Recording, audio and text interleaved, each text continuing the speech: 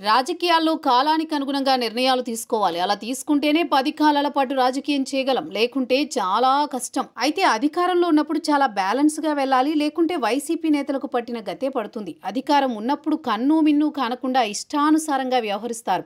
తీరా అధికారం కోల్పోయాక రాజకీయ ప్రత్యర్థులకు టార్గెట్ అవుతారు. ప్రస్తుతం వైసీపీలో జరుగుతోంది ఇదే.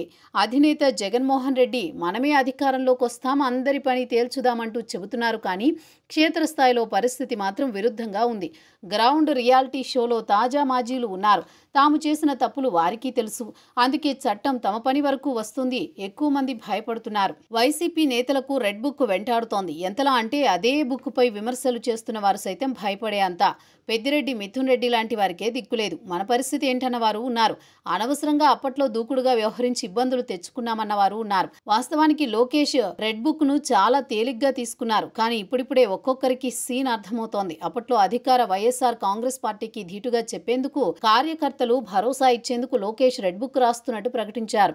అయితే అప్పట్లో లోకేష్ సైతం బాధితులే. ఒక మాజీ ముఖ్యమంత్రి కుమారుడిగా, మాజీ మంత్రిగా పాదయాత్ర చేస్తుంటే వైసీపీ అల్లరి మూకల ఆయనను ఇబ్బంది పెట్టాలని పరిస్థితి అర్థం చేసుకోవచ్చు. అప్పుడే రెడ్ బుక్ రాసుకున్నారు లోకేష్.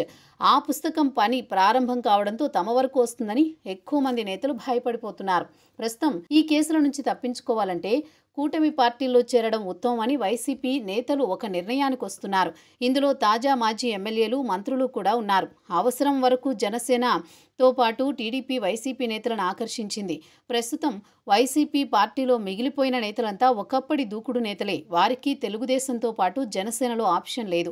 తమ ముందు కనిపిస్తోంది భారతీయ జనతా పార్టీ. పైగా ఏపీలో బలహీనంగా ఉంది. పార్టీలోకి వస్తామంటే వద్దనడం లేదు. అందుకే మూకుమ్మడిగా వైసీపీ నేతలు బీజేపీలో చేరేందుకు రెడీ అయిపోతున్నట్టు తెలుస్తోంది. ముఖ్యంగా కేసులు తప్పవని భావిస్తున్న నేతలంతా బీజేపీకి క్యూ కడుతున్నారట.